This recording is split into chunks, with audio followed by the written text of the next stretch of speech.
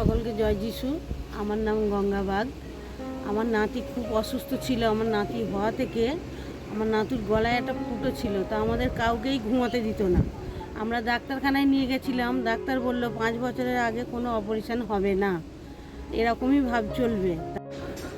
তা আমার নাতির জন্য আমরা খুবই চিন্তিত। আমার ছেলে কাঁদতো, আমার বৌমা কাঁদতো যে আমার বাচ্চার কী হবে। এমনিতে তো বাচ্চাটা অনেক দিন পরেই হয়েছে, মানে 4-5 বছর পর বাচ্চাটা হয়েছে।